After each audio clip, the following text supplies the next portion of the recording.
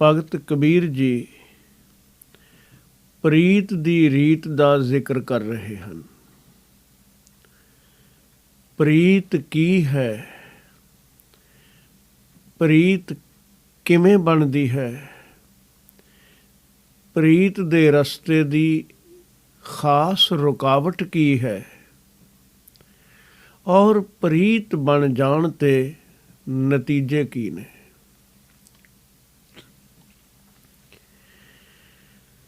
ਚਾਰ ਸਲੋਕਾਂ ਵਿੱਚ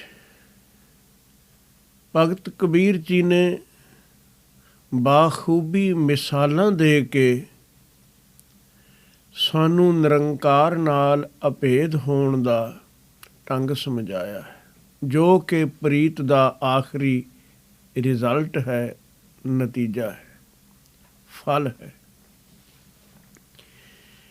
ਲੇਕਿਨ ਪ੍ਰੀਤ ਬਣੇ ਕਿਵੇਂ? ਰੁਕਾਵਟ ਕੀ ਹੈ? ਪ੍ਰੀਤ ਦੀ ਸ਼ਰਤ ਕੀ ਹੈ?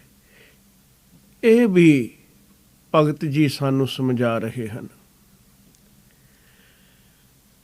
56ਵਾਂ ਸ਼ਲੋਕ ਬਾਬਾ ਕਬੀਰ ਜੀ ਨੇ ਪ੍ਰਾਰੰਭ ਕੀਤਾ ਹੈ। ਕਬੀਰ ਹਰ ਦੀ ਪੀਅਰੀ ਚੂਨਾ ਊਜਲ ਪਾਏ। ਦੋ ਪਦਾਰਥ, ਇੱਕ ਹੈ ਹਲਦੀ ਜਿਸ ਦਾ ਰੰਗ ਪੀਲਾ ਹੈ, ਇੱਕ ਹੈ ਚੂਨਾ, ਚੂਨੇ ਦਾ ਰੰਗ ਚਿੱਟਾ ਹੈ। ਦੋਹਾਂ ਅੰਦਰ ਇਕੱਲਿਆਂ ਵੀ ਆਪਣੀਆਂ ਖੂਬੀਆਂ ਨੇ। ਚੂਨਾ ਕੱਥਾ ਪਾਨ ਵਿੱਚ ਲਾਇਆ ਜਾਂਦਾ ਹੈ, ਲੋਕ ਇਸਤੇਮਾਲ ਕਰਦੇ ਨੇ। ਹਲਦੀ ਦੇ ਆਪਣੇ ਵਿਸ਼ੇਸ਼ ਗੁਣ ਨੇ। ਐਂਟੀਸੈਪਟਿਕ ਹੈ, ਹਰ ਕਿਚਨ ਵਿੱਚ ਦਾਲ ਸਬਜ਼ੀ ਵਿੱਚ ਇਸਤੇਮਾਲ ਕੀਤੀ ਜਾਂਦੀ ਹੈ। ਵੈਦ ਲੋਕ ਅਨੇਕ ਪ੍ਰਕਾਰ ਦੀਆਂ ਦਵਾਈਆਂ ਵਿੱਚ ਇਸ ਦਾ ਪ੍ਰਯੋਗ ਕਰਦੇ ਨੇ। ਲੇਕਿਨ ਦੋਹਾਂ ਅੰਦਰ ਇੱਕ ਵਿਸ਼ੇਸ਼ਤਾ ਸਾਂਝੀ ਵੀ ਹੈ। ਉਹ ਗੁਣ ਹੈ ਕਿ ਹੰਕਾਰ ਦੋਹਾਂ ਵਿੱਚੋਂ ਕਿਸੇ ਵਿੱਚ ਨਹੀਂ।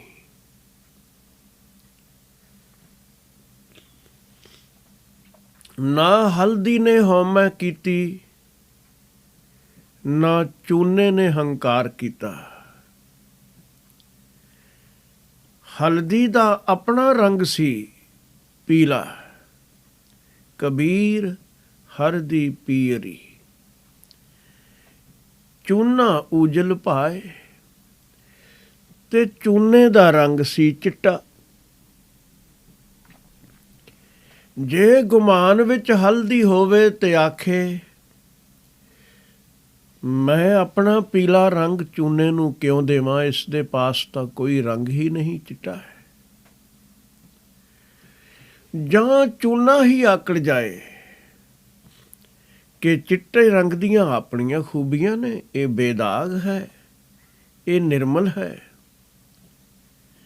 ਮੈਂ ਪਿਲਤਣਾ ਦੀਆਂ ਕਮਜ਼ੋਰੀਆਂ ਵੱਲ ਕਿਉਂ ਜਾਵਾਂ? ਹਰ ਚੀਜ਼ ਵਿੱਚ ਤਰਕਵਾਦੀ ਨੁਕਸ ਕੱਢ ਸਕਦਾ ਹੈ।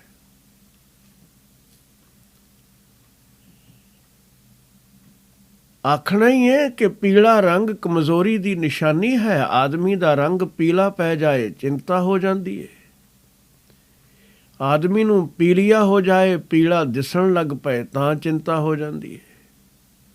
ਚੂਨਾ ਆਕੜ ਜਾਏ, ਮੇਰਾ ਤੇ ਹਲਦੀ ਦਾ ਕੀ ਮੁਕਾਬਲਾ ਹੈ?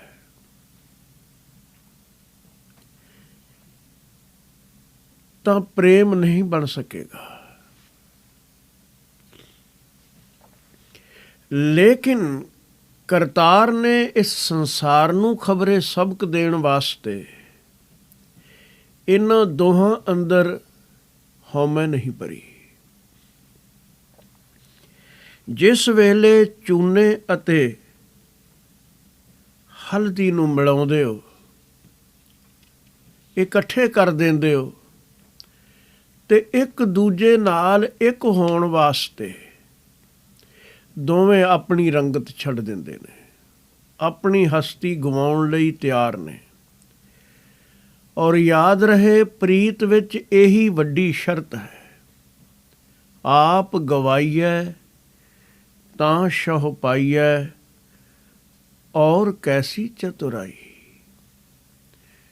ਚੂਨਾ ਹਲਦੀ ਨਾਲ ਅਭੇਦ ਹੋ ਜਾਂਦਾ ਹੈ, ਹਲਦੀ ਚੂਨੇ ਨਾਲ ਅਭੇਦ ਹੋ ਜਾਂਦੀ ਹੈ, ਇੱਕ ਨਵਾਂ ਰੰਗ ਜਨਮ ਲੈਂਦਾ ਹੈ। ਨਾ ਉਹ ਪੀਲਾ ਹੈ, ਨਾ ਉਹ ਚਿੱਟਾ ਹੈ, ਉਹ ਲਾਲ ਰੰਗ ਬਣ ਜਾਂਦਾ ਹੈ, ਲਾਲੀਆਂ ਚੜ੍ਹ ਜਾਂਦੀਆਂ ਨੇ। ਪ੍ਰੀਤ ਵਾਸਤੇ ਇਹ ਮੁੱਢਲੀ ਸ਼ਰਤ ਹੈ ਕਿ ਆਪਾ ਗਵਾਉਣਾ ਪਵੇਗਾ। ਅਗਰ ਆਪ ਗਵਾ ਪ੍ਰੀਤ ਬਣਾ ਲਈ, ਪ੍ਰਾਪਤੀਆਂ ਦਾ ਕੋਈ ਅੰਤ ਨਹੀਂ। ਫਿਰ ਜਿਸ ਨਾਲ ਪ੍ਰੀਤ ਬਣਾਓਗੇ ਉਸ ਦਾ ਰੂਪ ਹੋ ਜਾਓਗੇ।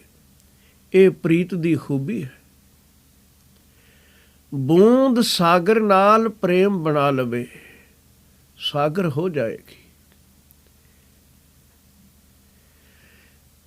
ਨਦੀ ਜਦ ਪਰਬਤ ਤੋਂ ਚਲਦੀ ਹੈ, ਆਕਾਰ ਬਹੁਤ ਵੱਡਾ ਨਹੀਂ ਹੁੰਦਾ। ਨਿਮਾਣ ਵੱਲ ਵਹਿੰਦਾ ਕੋਈ ਨਾਲਾ ਵੀ ਆਣ ਮਿਲਿਆ, ਆਕਾਰ ਵੱਧਦਾ ਗਿਆ। ਲੇਕਿਨ ਉਸ ਦੀ ਸੰਤੁਸ਼ਟੀ ਇੱਥੇ ਨਹੀਂ। ਨਦੀ ਅੰਦਰ ਇੱਕ ਪ੍ਰੀਤ ਦਾ ਮਾਦਾ ਹੈ। ਮੈਂ ਆਪਣੇ ਪ੍ਰੀਤਮ ਨੂੰ, ਸਾਗਰ ਨੂੰ ਮਿਲਣਾ ਹੈ, ਸਮੁੰਦਰ ਨੂੰ ਮਿਲਣਾ ਹੈ। ਉਤਨੀ ਦੇਰ ਚੈਨ ਨਾਲ ਨਹੀਂ ਖੜੋਂਦੀ, ਰੁਕਦੀ ਨਹੀਂ, ਜਿੰਨੀ ਦੇਰ ਮੰਜ਼ਿਲ ਨਾ ਮਿਲ ਜਾਏ। ਔਰ ਮੰਜ਼ਿਲ ਮਿਲਣ ਤੇ ਘਟਨਾ ਕੀ ਵਰਤਦੀ ਹੈ? ਇਹੀ ਕਿ ਨਦੀ ਆਪਣਾ ਆਪਾ ਗਵਾ ਦਿੰਦੀ ਹੈ, ਆਪਣਾ ਆਪਾ ਖੋ ਦਿੰਦੀ ਹੈ, ਸਮੁੰਦਰ ਵਿੱਚ ਲੀਨ ਹੋ ਜਾਂਦੀ ਹੈ। ਨਦੀ ਤੇ ਸਮੁੰਦਰ ਇੱਕ ਰੂਪ ਹੋ ਗਏ। ਸਮੁੰਦਰ ਵੀ ਪਹਿਲੇ ਵਾਲਾ ਨਹੀਂ, ਕੁਝ ਹੋਰ ਸ਼ਾਮਲ ਹੋਇਆ ਹੈ। ਨਦੀ ਵੀ ਪਹਿਲੇ ਵਾਲੀ ਨਹੀਂ। ਬਹੁਤ ਅਰਥਾਂ ਵਿੱਚ ਉਹੀ ਇੱਕ ਹੋ ਗਏ। ਨਦੀ ਸਾਗਰ, ਸਾਗਰ ਨਦੀ। ਕਬੀਰ ਜੀ ਦੇ ਬਚਨ ਕਬੀਰ ਬੀਚਕ ਗ੍ਰੰਥ ਵਿੱਚ ਜੋ ਹਨ, ਉਹਨਾਂ ਨੇ ਬੂੰਦ ਤੇ ਸਾਗਰ ਦੇ ਪ੍ਰੇਮ ਦੀ ਚਰਚਾ ਕੀਤੀ ਹੈ। ਹੇਰਤ ਹੇਰਤ ਹੈ ਸਖੀ, ਰਹਾ ਕਬੀਰ ਹਰਾਏ। ਬੁੰਦ ਸਮਾਨੀ ਸਮੁੰਦ ਮੈਂ, ਸੋ ਕਤ ਹੇਰੀ ਜਾਏ। ਇੱਕ ਸ਼ਲੋਕ ਵਿੱਚ ਉਹਨਾਂ ਆਖਿਆ, ਬੂੰਦ ਸਾਗਰ ਵਿੱਚ ਮਿਲ ਗਈ। ਮੈਂ ਰੱਬ ਨੂੰ ਖੋਜਦਾ ਖੋਜਦਾ, ਬੂੰਦ ਹੀ ਸਹੀ, ਪਰ ਸਾਗਰ ਵਿੱਚ ਮਿਲ ਗਿਆ, ਪ੍ਰਭੂ ਨਾਲ ਇੱਕ ਹੋ ਗਿਆ। ਜਦ ਬੂੰਦ ਸਾਗਰ ਵਿੱਚ ਲੀਨ ਹੋ ਜਾਂਦੀ ਏ ਤੇ ਖੋਜਣ ਤੇ ਵੀ ਉਹ ਬੂੰਦ ਅਲੱਗ ਨਾ ਕਰ ਸਕੋਗੇ, ਦੇਖ ਵੀ ਨਾ ਸਕੋਗੇ। ਮਿਟਾ ਦੇ ਆਪਣੀ ਹਸਤੀ ਕੋ, ਅਗਰ ਕਿਛ ਮਰਤਬਾ चाहिए। कि दाना खाक में मिलकर गुले गुलजार होता है। बूंद सागर विच मिल गई, सागर दा रूप हो गई, सो कत हेरी जाए। किवें देखीए उसनूं मुड़ के। लेकिन कबीर जी ने इत्थे गल नूं मुकाया नहीं। उन्हां इस तों भी गहरा एक होर नुकता साडे सामने रखिया। कहन लगे, हेरत हेरत हे सखी, रहा कबीर हराए। समुंद समाना बूंद में, सो कत हेरी जाए। इकल्ली बूंद ही समुंदर विच नहीं समाई, समुंदर भी बूंद विच मिल गया है। दोनों एक हो गए ने। यही उन्हां अपने जीवन दे संबंध विच भी कहा। अब तो जाए चढ़े सिंहासन, मिले हैं सारंग पानी। राम कबीरा एक भये हैं, कोई न सकै पछानी। कोई अंतर रह ही नहीं गया। ਭਾਈ ਸਾਹਿਬ ਭਾਈ ਨੰਦ ਲਾਲ ਜੀ ਨੇ ਜ਼ਿੰਦਗੀ ਨਾਮੇ ਵਿੱਚ ਬੜੇ ਕੀਮਤੀ ਬਚਨ ਕਹੇ ਨੇ। ਇਸ਼ਕ ਮੌਲਾ ਮਰ ਤੁਰਾ ਮੌਲਾ ਕੁਨਦ, ਹਰੀ ਦਾ ਪ੍ਰੇਮ ਤੈਨੂੰ ਹਰੀ ਪਰਮਾਤਮਾ ਹੀ ਬਣਾ ਦੇਵੇਗਾ। ਇਸ਼ਕੇ ਮੌਲਾ ਮਰ ਤੁਰਾ ਮੌਲਾ ਕੁਨਦ, ਦਰਦ ਗਮਹਾ ਬਿਹਤਰੋ ਔਲਾ ਕੁਨਦ। ਦੁੱਖ ਕਲੇਸ਼ ਕੱਟ ਤੈਨੂੰ ਔਲੀਆ ਬਣਾ ਦੇਵੇਗਾ। ਤੂੰ ਰੱਬ ਦਾ ਪੈਗੰਬਰ ਬਣ ਜਾਏਗਾ।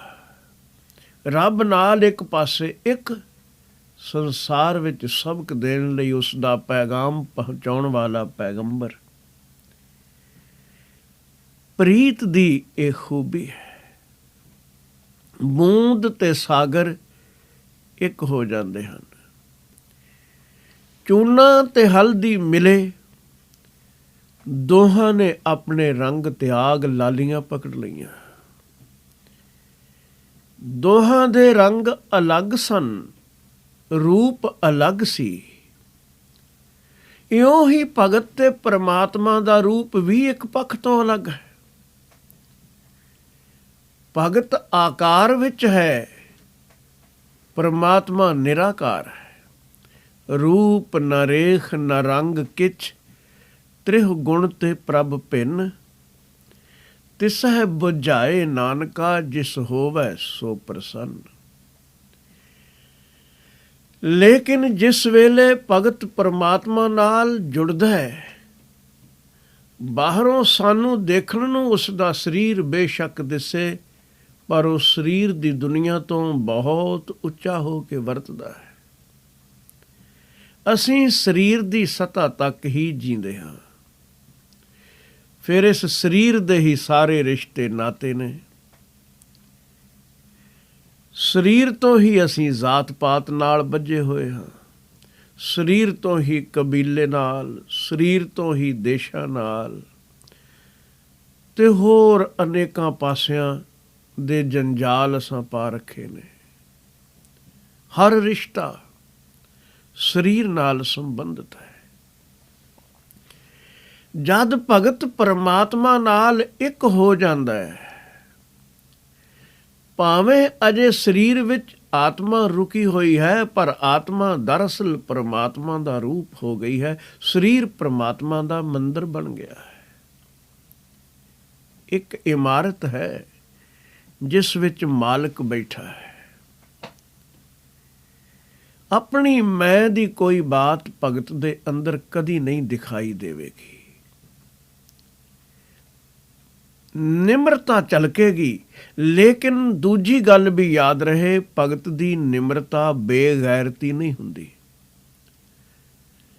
ਡਰਦਾ ਅੰਦਰ ਵੜ ਜਾਏ ਤੇ ਆਖੇ ਮੇਰੀ ਨਿਮਰਤਾ ਹੈ, ਇਹ ਵੀ ਕੋਈ ਨਿਮਰਤਾ ਨਹੀਂ। ਗੈਰਤ ਪੂਰੀ ਹੈ, ਨਿਮਰਤਾ ਵੀ ਪੂਰੀ ਹੈ। ਇਸ ਦੀ ਝਲਕ ਦੇਖਣੀ ਹੋਵੇ, ਨਾਮਦੇਵ ਨੂੰ ਸਮੇਂ ਦਾ ਸੁਲਤਾਨ ਪਕੜ ਲੈਂਦਾ ਹੈ।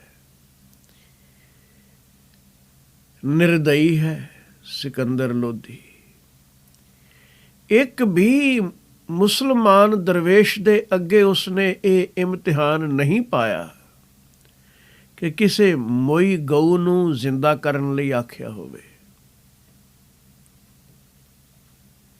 ਇੱਕ ਅੱਗੇ ਵੀ ਨਹੀਂ। ਉਸ ਨੂੰ ਸਭ ਪ੍ਰਵਾਨ ਨੇ ਜੇ ਲੇਬਲ ਇਸਲਾਮ ਦਾ ਲੱਗਾ ਹੋਇਆ ਹੈ।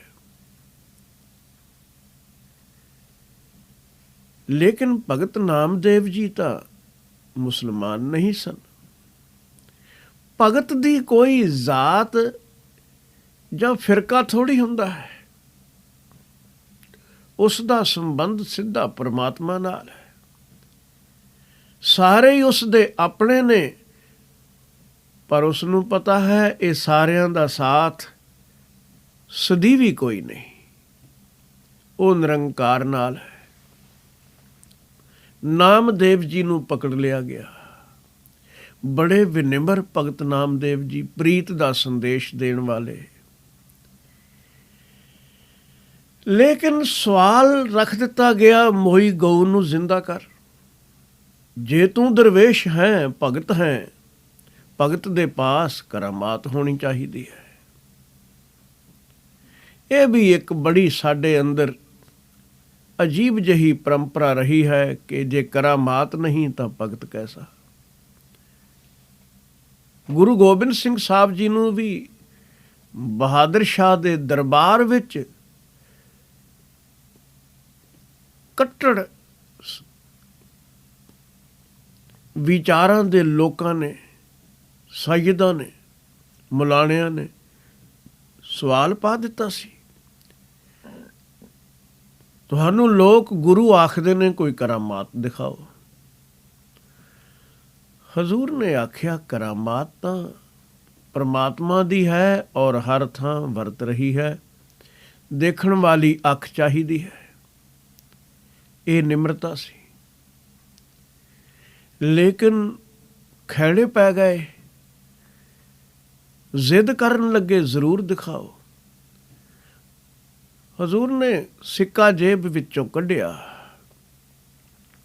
ਉਸ ਤੋਂ ਵੀ ਪਹਿਲੇ ਆਖਣ ਲੱਗੇ, ਕਰਾਮਾਤ ਦੇਖਣੀ ਹੋਵੇ ਆ ਤੁਹਾਡੇ ਸਾਹਮਣੇ ਵਰਤ ਰਹੀ ਹੈ। ਇੱਕ ਆਦਮੀ ਲੱਖ ਵਾਰੀ ਬੋਲਦਾ ਹੈ, ਕੋਈ ਸੁਣਦਾ ਹੀ ਨਹੀਂ।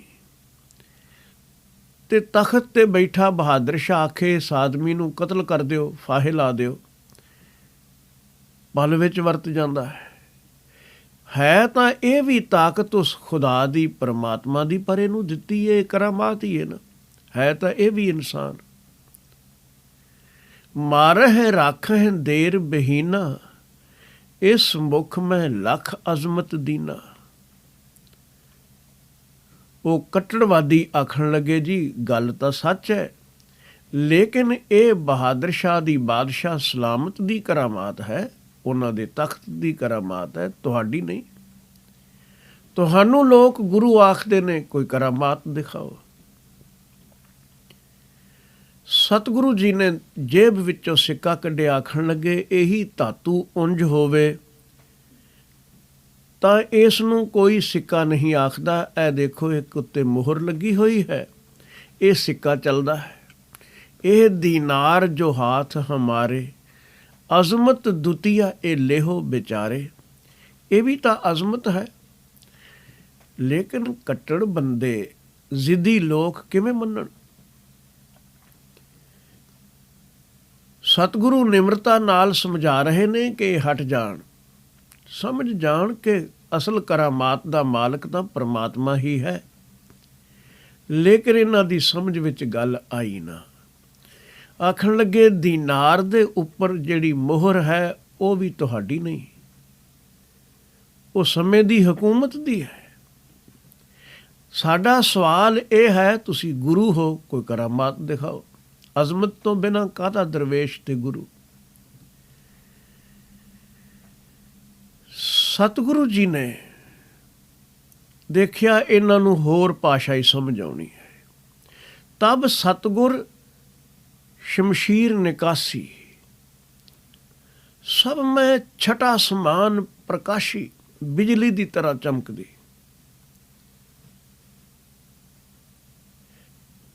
ਤੇ ਸਤਿਗੁਰੂ ਜੀ ਨੇ ਮਿਆਨ ਵਿੱਚੋਂ ਕਿਰਪਾਨ ਕੱਢ ਲਈ, ਕਹਿਣ ਲੱਗੇ, ਮੈਂ ਸੂਰਬੀਰ ਵੀ ਹਾਂ, ਮੈਂ ਸੰਤ ਸਿਪਾਹੀ ਹਾਂ, ਮੇਰੀ ਕਰਾਮਾਤ ਹੈ, ਮੇਰੀ ਕਿਰਪਾਨ ਹੈ, ਦੱਸੋ ਦੇਖਣੀ ਹੈ?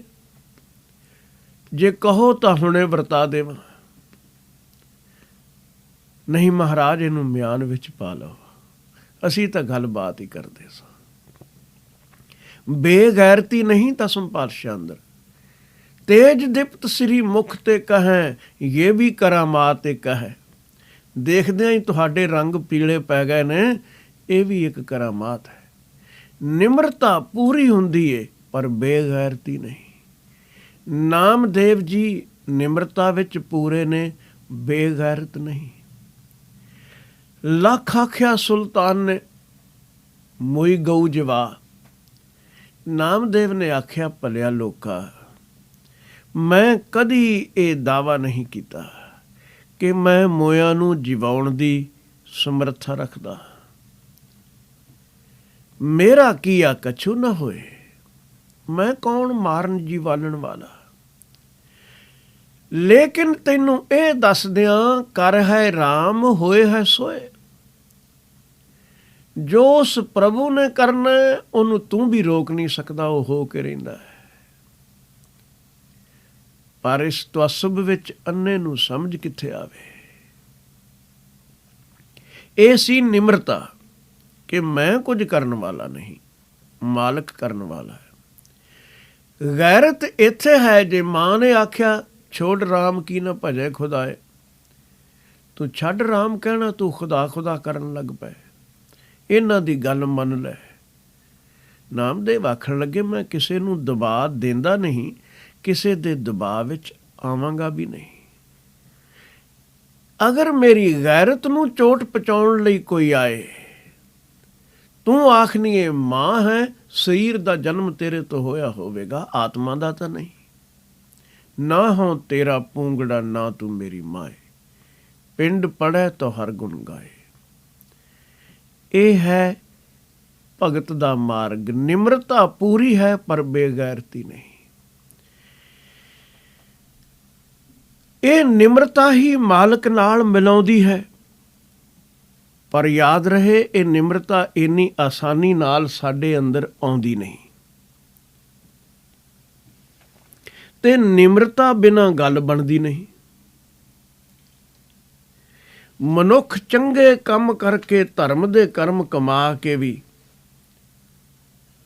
ਹੰਕਾਰ ਨਾਲ ਭਰਿਆ ਰਹਿੰਦਾ ਹੈ, ਇਸੇ ਲਈ ਮਾਲਕ ਤੋਂ ਟੁੱਟਾ ਰਹਿੰਦਾ ਹੈ।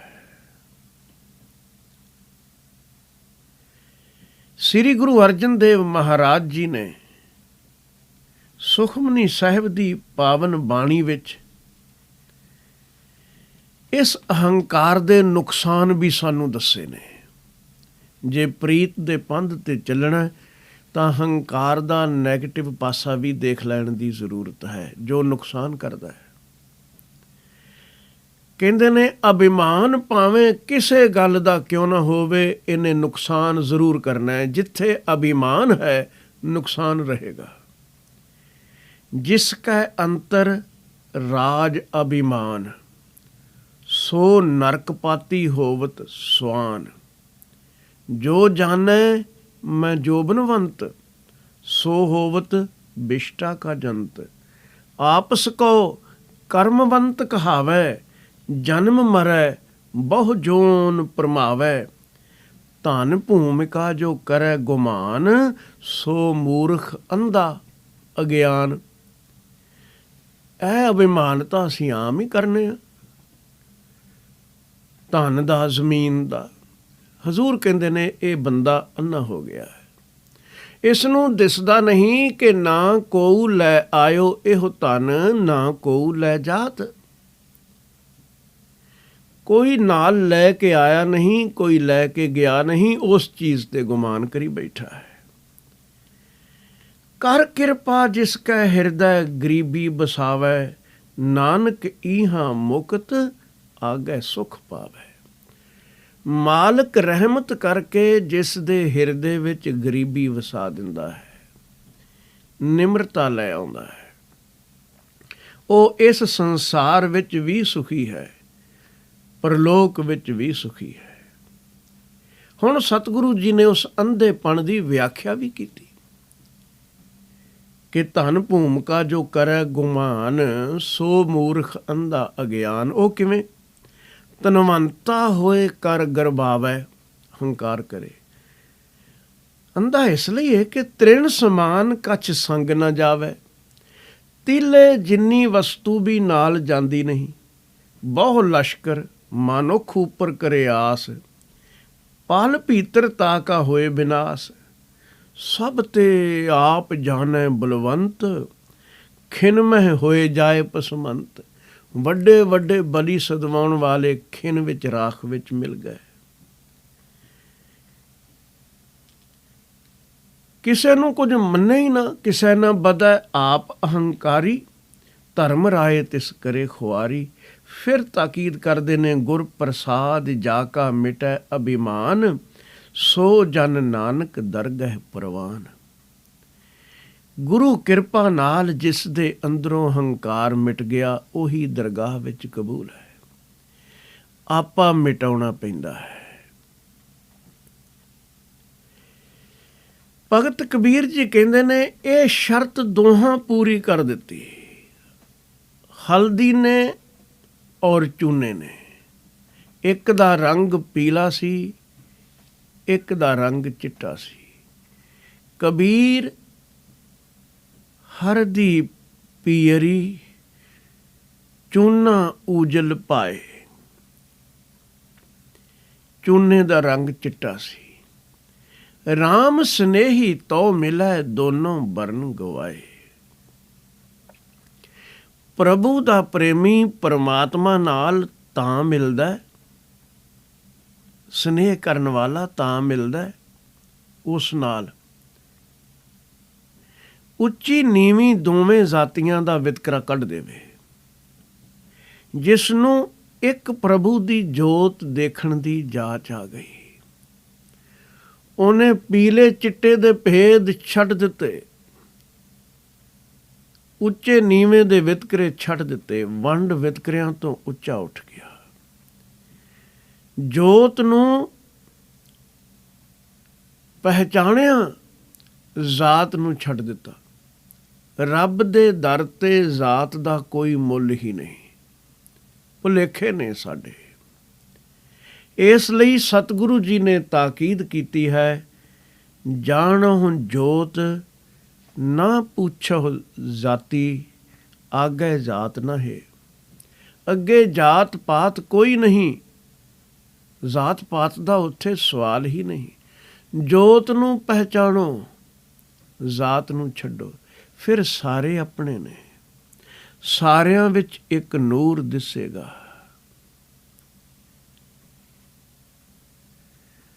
ਭਗਤ ਪਰਮਾਤਮਾ ਨਾਲ ਇੱਕ ਹੋ ਜਾਂਦਾ ਹੈ, ਇੱਕ ਹੁੰਦਾ ਹੈ ਤੇ ਉਸ ਦਾ ਰੂਪ ਬਣ ਜਾਂਦਾ ਹੈ। ਕੋਈ ਅੰਤਰ ਰਹਿ ਹੀ ਨਹੀਂ ਜਾਂਦਾ। ਲੇਕਿਨ ਇਹ ਸ਼ਰਤ ਪੂਰੀ ਕਰਨੀ ਪਵੇਗੀ ਕਿ ਜੋ ਆਕਾਰ ਦੀਆਂ ਪਾਬੰਦੀਆਂ ਦੇ ਦੀਵਾਰਾਂ ਦੇ ਵਿੱਚ ਅਸੀਂ ਬੰਦ ਹਾਂ, ਉਹਨਾਂ ਤੋਂ ਮੁਕਤ ਹੋਈਏ। ਨਿਰੰਕਾਰ ਮੁਕਤ ਹੈ।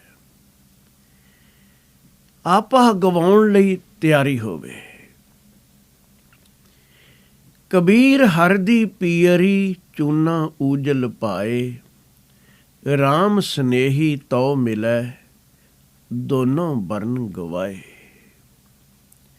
ਰੰਗ ਭੇਦ ਜਾਤ ਪਾਤ ਬਰਨ ਕੁਲ, ਜਿਹੜੇ ਊਚ ਨੀਚ ਦੇ ਵਿਤਕਰੇ ਹਨ, ਦੋਵੇਂ ਇਹਨਾਂ ਤੋਂ ਉੱਪਰ ਉੱਠ ਜਾਏ।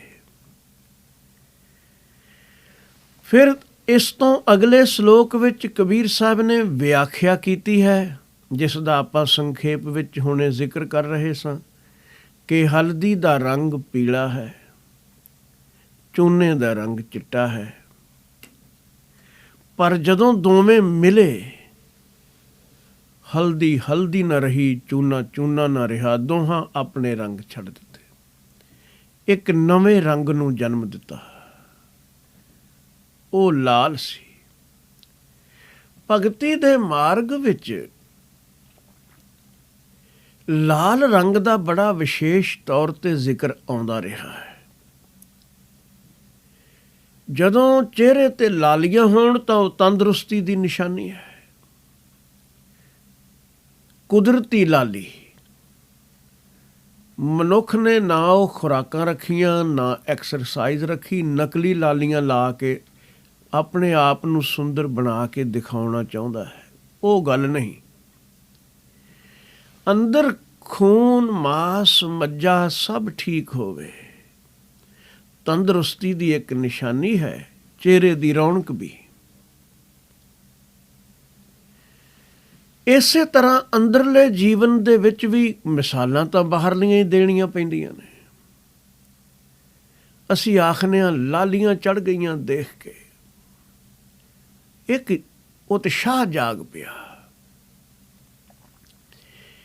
ਪ੍ਰਭੂ ਦੇ ਪਿਆਰ ਦੇ ਰੰਗ ਨੂੰ ਵੀ ਸਤਿਗੁਰੂ ਜੀ ਨੇ ਲਾਲ ਰੰਗ ਆਖਿਆ ਹੈ। ਲਾਲ ਰੰਗ ਤਿਸ ਕੋ ਲੱਗਾ, ਜਿਸ ਕੇ ਵੱਡ ਭਾਗਾ, ਮੈਲਾ ਕਦੇ ਨਾ ਹੋਵਈ ਨਹਿ ਲਾਗੈ ਦਾਗਾ। ਗਹਿਰੀ ਲਾਲੀ ਵਿੱਚ ਦਾਗ ਨਹੀਂ ਪਾਇਆ ਜਾ ਸਕਦਾ।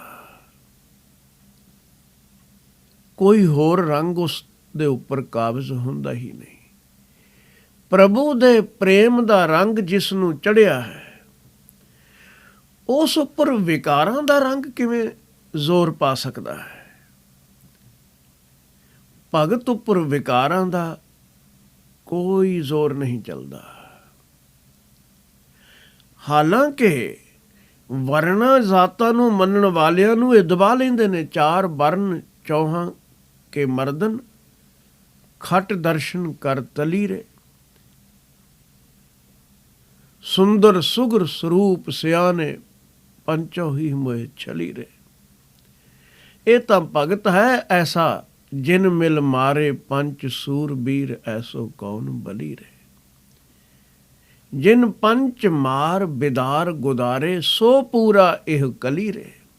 ਇਸ ਜਗਤ ਵਿੱਚ ਪੂਰਨ ਪੁਰਖ ਉਹੀ ਹੈ ਜਿਸ ਨੇ ਇਹਨਾਂ ਪੰਜਾਂ ਨੂੰ ਮਾਰ ਗੁਦਾਰਿਆ। ਭਗਤ ਉੱਪਰ ਹੋਰ ਕੋਈ ਵਿਕਾਰ ਕਾਬਜ਼ ਹੋ ਸਕਦਾ ਹੀ ਨਹੀਂ, ਇਸ ਲਈ ਦਾਗ ਲੱਗਦਾ ਨਹੀਂ। ਮੈਲਾ ਕਦੇ ਨਾ ਹੋਵੇ, ਕਾਲਖ ਦਾ ਕੋਈ ਪ੍ਰਸ਼ਨ ਨਹੀਂ, ਨਹਿ ਲਾਗੈ ਦਾਗਾ। ਚੂਨੇ ਤੇ ਹਲਦੀ ਦੇ ਮਿਲਣ ਤੇ ਵੀ, ਇਸ ਮਿਲਾਪ ਤੇ ਵੀ ਰੰਗ ਲਾਲ ਪੈਦਾ ਹੋ ਗਿਆ। ਕਬੀਰ ਜੀ ਨੇ ਉਸ ਦਾ ਜ਼ਿਕਰ ਕੀਤਾ ਹੈ, ਕਹਿੰਦੇ ਨੇ ਇਹ ਹੈ ਪ੍ਰੀਤ। ਕਬੀਰ ਹਰ ਦੀ ਪੀਰਤਨ ਹਰੈ, ਚੂਨ ਚਿਹਨ ਨਾ ਰਹਾਏ। ਬਲਿਹਾਰੀ ਇਹ ਪ੍ਰੀਤ ਕੋ, ਜਿਹ ਜ਼ਾਤ ਬਰਨ ਕੁਲ ਜਾਏ। ਮੈਂ ਕੁਰਬਾਨ ਜਾਂਦਾ ਹਾਂ ਇਸ ਪ੍ਰੇਮ ਤੋਂ, ਜਿਸ ਦਾ ਸਦਕਾ ਕੁਲ ਅਭਿਮਾਨ ਚਲਾ ਗਿਆ, ਜ਼ਾਤ ਪਾਤ ਦਾ ਗੁਮਾਨ ਚਲਾ ਗਿਆ, ਰੰਗ ਰੂਪ ਦਾ ਗੁਮਾਨ ਚਲਾ ਗਿਆ, ਉੱਚੇ ਨੀਵੇਂ ਦਾ ਕੋਈ ਵਿਤਕਰਾ ਹੀ ਨਾ ਰਿਹਾ। ਪਰਮਾਤਮਾ ਨਾਲ ਜੁੜੇ ਵਿਅਕਤੀ ਨੂੰ ਸਿਰਜਣਹਾਰ ਦੇ ਦੀਦਾਰ ਸੰਸਾਰ ਦੇ ਹਰ ਕਣ ਵਿੱਚ ਹੁੰਦੇ ਨੇ। ਇਸੇ ਲਈ ਉਸ ਦੀ ਰਸਨਾ ਇਹ ਕਹਿ ਉੱਠਦੀ ਏ, ਮੰਦਾ ਕਿਸ ਨੂੰ ਆਖੀਐ, ਜਾਂ ਤਿਸ ਬਿਨ ਕੋਈ ਨਾ ਹੈ। ਜਦ ਉਸ ਤੋਂ ਬਿਨਾਂ ਕੋਈ ਦੂਜਾ ਹੈ ਹੀ ਨਹੀਂ, ਮੈਂ ਮੰਦਾ ਕਿਸ ਨੂੰ ਕਹਾਂ। ਉਹ ਕਿਸੇ ਦੀ ਬੁਰਾਈ ਨਹੀਂ ਕਰੇਗਾ, ਸਾਰਿਆਂ ਨੂੰ ਪਿਆਰ ਕਿਉਂ ਭਗਤ ਕਰਦਾ ਹੈ? ਉਸ ਨੂੰ ਇੱਕ ਜੋਤ ਦੇ ਦੀਦਾਰ ਹਰ ਕਣ ਵਿੱਚੋਂ ਹੁੰਦੇ ਹਨ। ਵਿਤਕਰੇ ਮੁੱਕ ਹੀ ਗਏ, ਔਰ ਇਹ ਪ੍ਰਤਾਪ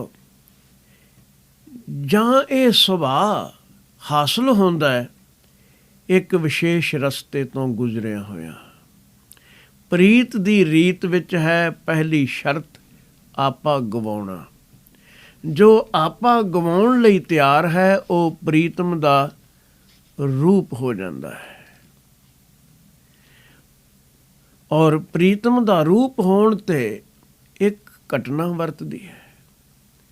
ਭਗਤ ਵਿੱਚੋਂ ਵੀ ਪਰਮਾਤਮਾ ਦੇ ਦਰਸ਼ਨ ਹੁੰਦੇ ਨੇ, ਕਿਉਂਕਿ ਉਸ ਦੇ ਬਚਨ, ਉਸ ਦਾ ਹਰ ਕਰਮ, ਉਸ ਦੀ ਤੱਕਣੀ ਰੱਬੀ ਗੁਣਾਂ ਦਾ ਝਲਕਾਰਾ ਵਰਤਾਉਂਦੀ ਹੈ। ਭਗਤ ਜੀ ਨੇ ਠੀਕ ਆਖਿਆ ਹੈ, ਤੁਮ ਜੋ ਨਾਇਕ ਆਛੋ ਅੰਤਰਜਾਮੀ।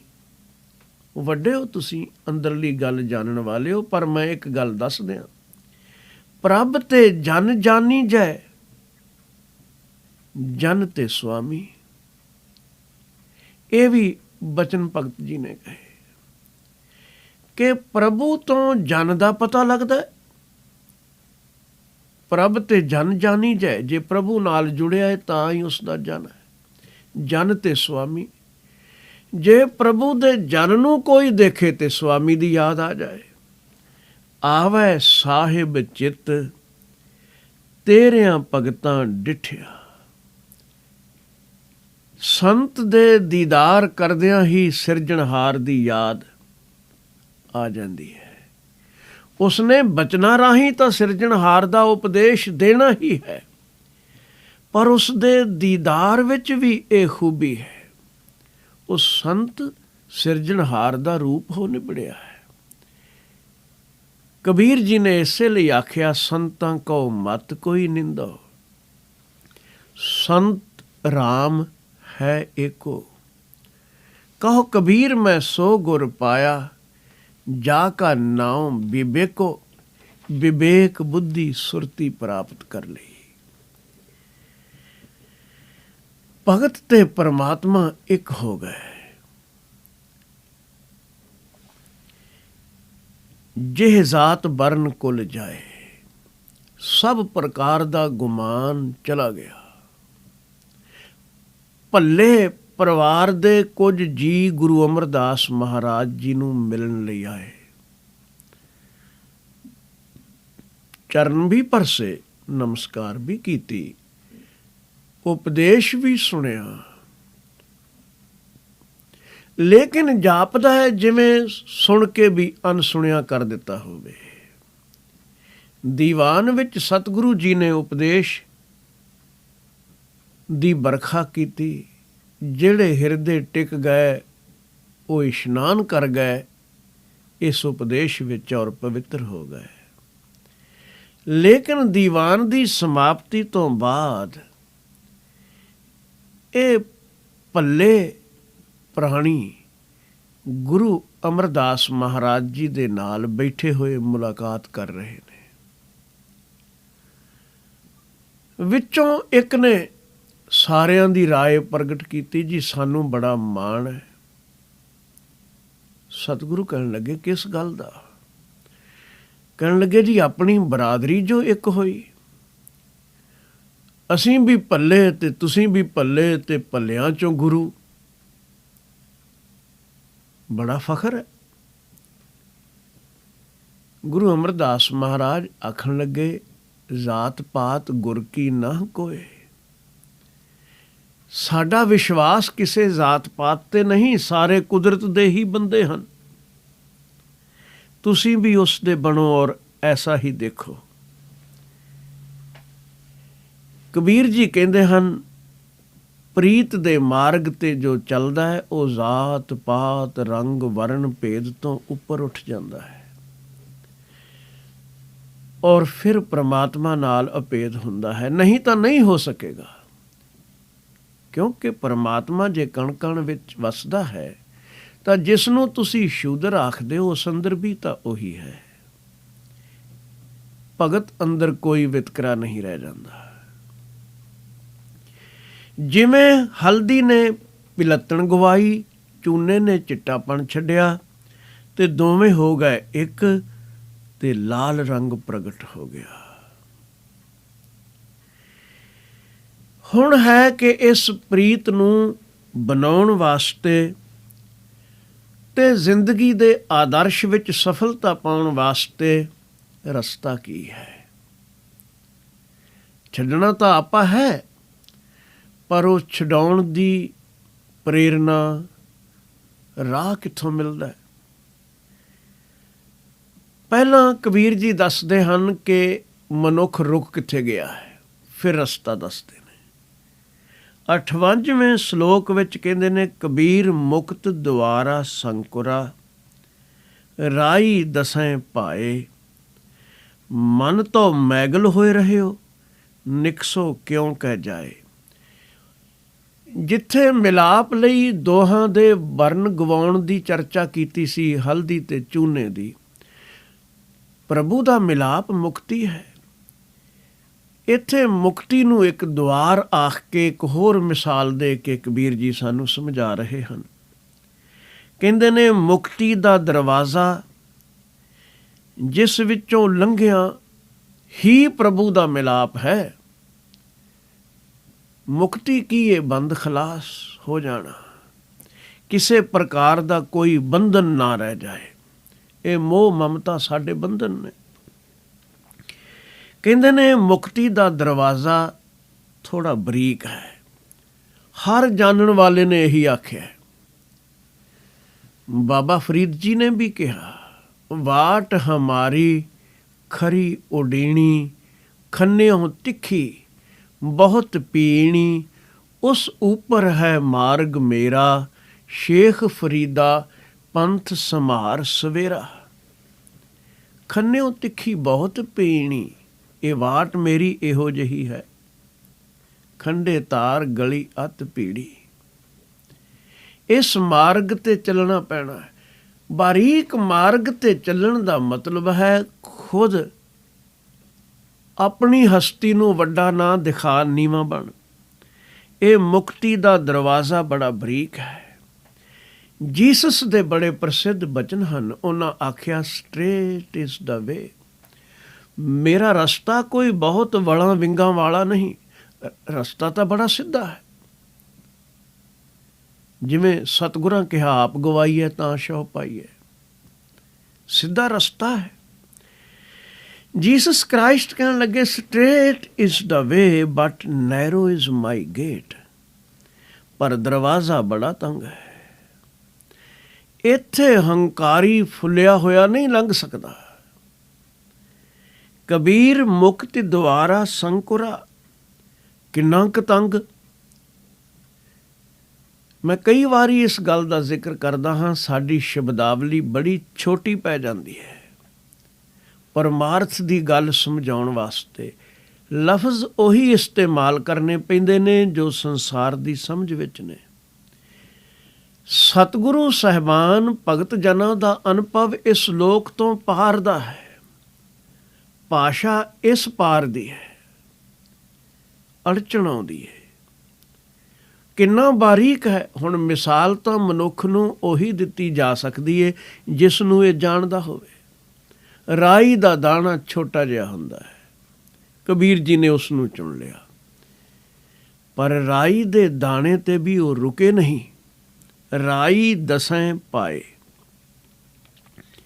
ਰਾਈ ਦੇ ਦਾਣੇ ਦਾ ਵੀ 10ਵਾਂ ਹਿੱਸਾ, 10ਵਾਂ ਕਹੋ ਕਿ 1000ਵਾਂ ਕਹੋ ਕਿ ਕਰੋੜਵਾਂ ਆਖੋ, ਮਤਲਬ ਆਪਾ ਮਿਟਾਉਣ ਤੋਂ ਹੀ ਹੈ।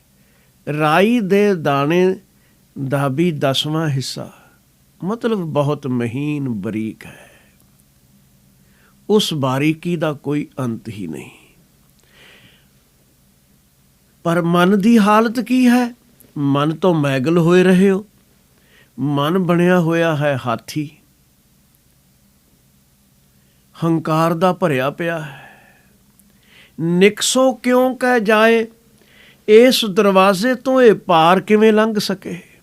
ਬਹੁਤ ਮੁਸ਼ਕਿਲ ਹੈ। ਮਨ ਤੋਂ ਮੈਗਲ ਹੋਏ ਰਹੇ ਹੋ, ਔਰ ਮਨ ਦਾ ਮੈਗਲਪੁਣਾ, ਹਾਥੀਪੁਣਾ ਅਜੀਬੋ ਗਰੀਬ ਹੈ। ਇਹ ਧਨ ਤੇ ਗੁਮਾਨ ਕਰੇ ਤਾਂ ਆਕੜ ਜਾਏ। ਇਹ ਤੀਰਥ ਯਾਤਰਾ ਦਾ ਗੁਮਾਨ ਕਰ ਲਵੇ ਤਾਂ ਆਕੜ ਜਾਏ। ਇਹ ਦਾਨ ਪੁੰਨ ਦਾ ਅਭਿਮਾਨ ਕਰ ਲਵੇ ਤਾਂ ਹਾਥੀ ਬਣ ਜਾਏ। ਬੁੱਲੇ ਨੇ ਆਖਿਆ ਹੈ, ਜੇ ਮਾਲਕ ਨੂੰ ਪਾਉਣਾ ਹੈ ਮੈਂ ਛੱਡ ਦੇ। ਬੁੱਲਾ ਗੈਨ ਗਰੂਰਤ ਸਾੜ ਸੁੱਟ। ਜਿਹੜੀ ਗਰੂਰਤ ਤੇਰੇ ਅੰਦਰ ਭਰੀ ਹੈ ਨਾ, ਹਉਮੈ ਭਰੀ ਪਈ ਹੈ, ਇਹਨੂੰ ਛੱਡ ਦੇ, ਸਾੜ ਦੇ। ਬੁੱਲਾ ਗੈਨ ਗਰੂਰਤ ਸਾੜ ਸੁੱਟ, ਹਉਮੈ ਖੂਹੇ ਪਾ। ਹੰਕਾਰ ਨੂੰ ਸੁੱਟ ਖੂਹ ਵਿੱਚ। ਤੇ ਮੈਂ ਤੈਨੂੰ ਗਾਰੰਟੀ ਕਰਨਾ, ਰੱਬ ਨੂੰ ਖੋਜਣ ਜਾਣ ਦੀ ਤੈਨੂੰ ਕੋਈ ਜ਼ਰੂਰਤ ਨਹੀਂ ਰਹਿ ਜਾਏਗੀ। ਕੀਮਤੀ ਬਚਨ ਨੇ ਇਹ। ਬੁੱਲਾ ਗੈਨ ਗਰੂਰਤ ਸਾੜ ਸੁੱਟ, ਹਉਮੈ ਖੂਹੇ ਪਾ। ਤਨ ਮਨ ਦੀ ਸੁਰਤ ਗਵਾ ਦੇ, ਘਰ ਆਪ ਮਿਲੇਗਾ। ਕਿੱਧਰ ਖੋਜਣ ਜਾਣਾ ਹੈ? ਮਾਲਕ ਖੁਦ ਚੱਲ ਕੇ ਆ ਜਾਂਦਾ ਹੈ। ਪਾਛੈ ਲਾਗੋ ਹਰ ਫਿਰੈ ਕਹਿਤ ਕਬੀਰ ਕਬੀਰ। ਹੰਕਾਰ ਛੱਡ ਨਿਰੰਕਾਰ ਮਿਲ ਜਾਏਗਾ।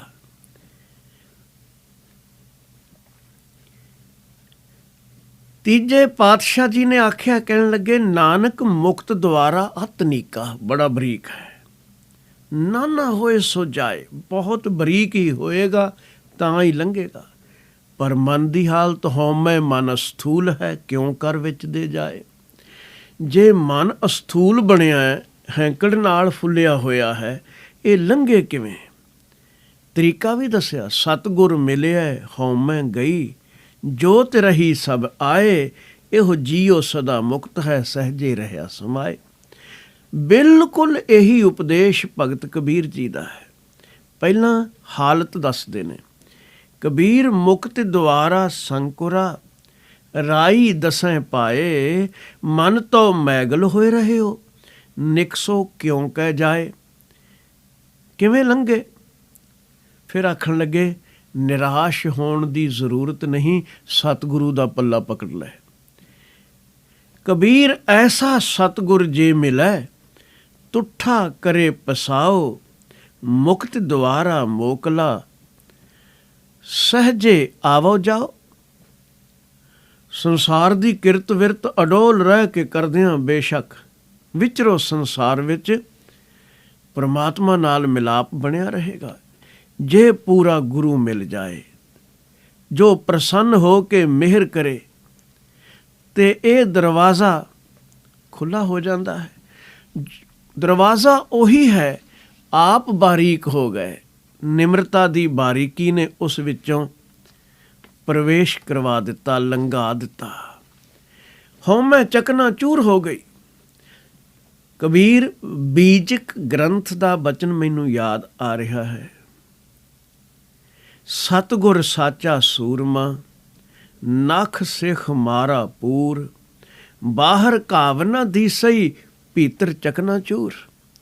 ਗੁਰੂ ਜਦੋਂ ਸ਼ਬਦ ਦਾ ਬਾਣ ਮਾਰਦਾ ਹੈ ਤਾਂ ਬਾਹਰੋਂ ਜ਼ਖਮ ਨਹੀਂ ਹੁੰਦੇ, ਪਰ ਅੰਦਰੋਂ ਚਕਨਾ ਚੂਰ ਕਰ ਦਿੰਦਾ ਹੈ। ਹੰਕਾਰ ਸਾਰਾ ਤੋੜ ਦਿੰਦਾ ਹੈ।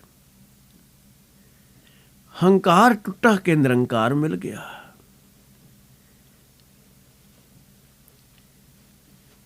ਸਤਿਗੁਰੂ ਕਹਿੰਦੇ ਨੇ ਉਹ ਪ੍ਰਾਣੀ ਮੁਕਤ ਹੈ। ਨਾ ਉਸ ਅੰਦਰ ਉਸਤਤ ਰਹੇਗੀ, ਨਾ ਨਿੰਦਿਆ ਰਹੇਗੀ, ਨਾ ਸੋਨੇ ਦਾ ਮੋਹ, ਨਾ ਲੋਹੇ ਨੂੰ ਨਫ਼ਰਤ। ਉਸਤਤ ਨਿੰਦਿਆ ਤੋਂ ਮੁਕਤ ਹੋ ਗਿਆ। ਉਸਤਤ ਨਿੰਦਾ ਨਾਹੇ, ਜਿਹ ਕੰਚਨ ਲੋਹ ਸਮਾਨ, ਕਹੋ ਨਾਨਕ ਸੁਨ ਰੇ ਮਨਾ, ਮੁਕਤ ਤਾਹੇ ਤੈ ਜਾਨ। ਹਰਖ ਸੋਗ ਜਾ ਕੇ ਨਹੀਂ, ਬੈਰੀ ਮੀਤ ਸਮਾਨ, ਜੋਤ ਨੂੰ ਪਹਿਚਾਣ ਲਿਆ, ਬੈਰੀ ਮੀਤ ਕੌਣ। ਕਹੋ ਨਾਨਕ ਸੁਨ ਰੇ ਮਨਾ, ਮੁਕਤ ਤਾਹੇ ਤੈ ਜਾਨ। ਪਰ ਇਹ ਮੁਕਤ ਤੋੜਦਾ ਪੂਰਾ ਗੁਰੂ ਹੈ ਹੰਕਾਰ ਨੂੰ, ਤੇ ਫਿਰ ਮੁਕਤ ਕਰਦਾ ਹੈ। ਫੂਟੋ ਆਂਡਾ ਭਰਮ ਕਾ, ਮਨਹਿ ਪਿਆ ਪ੍ਰਗਾਸ, ਕਾਟੀ ਬੇਰੀ ਪਗਹ, ਤੇ ਗੁਰ ਕੀਨੀ ਬੰਦ ਖਲਾਸ। ਪੰਚਮ ਪਾਤਸ਼ਾਹ ਦੇ ਬਚਨ ਹਨ। ਸਤਿਗੁਰੂ ਗੁਰੂ ਨਾਨਕ ਦੇਵ ਮਹਾਰਾਜ ਜੀ ਨੇ ਆਖਿਆ ਕਿ ਕਰਮ ਧਰਮ ਨਾਲ ਗੱਲ ਨਹੀਂ ਬਣਨੀ, ਕਰਮ ਧਰਮ ਕਰ ਮੁਕਤ ਮੰਗਾਹੀ। ਨਹੀਂ ਨਹੀਂ, ਮੁਕਤ ਪਦਾਰਥ ਸ਼ਬਦ ਸਲਾਹੀ, ਬਿਨ ਗੁਰ ਸ਼ਬਦੈ ਮੁਕਤ ਨ ਹੋਈ, ਪਰ ਪੰਚ ਕਰ ਪਰਮਾਈ ਹੈ। ਸਤਿਗੁਰੂ ਦੇ ਬਚਨ ਜਿਨ੍ਹਾਂ ਸੁਣੇ ਔਰ ਕਮਾ ਲਏ, ਗੁਰਮਤਿ ਸਤ ਕਰ ਜੀਵਨ ਮੁਕਤ ਪਏ। ਬਸ ਗੁਰੂ ਦੀ ਮੱਤ ਤੇ ਚੱਲਣ ਵਾਲਾ ਮੁਕਤੀ ਦੇ ਦੁਆਰੇ ਚੋਂ ਸਹਿਜੇ ਹੀ ਪ੍ਰਵੇਸ਼ ਕਰ ਜਾਂਦਾ ਹੈ। ਮਾਲਕ ਕਿਰਪਾ ਕਰੇ ਹੰਕਾਰ ਤੋਂ ਮੁਕਤ ਹੋ ਨਿਰੰਕਾਰ ਨਾਲ ਜੁੜ ਸਕੀਏ। ਭੁੱਲਾਂ ਖਿਮਾ ਕਰਨੀਆਂ। ਵਾਹਿਗੁਰੂ ਜੀ ਕਾ ਖਾਲਸਾ, ਵਾਹਿਗੁਰੂ ਜੀ ਕੀ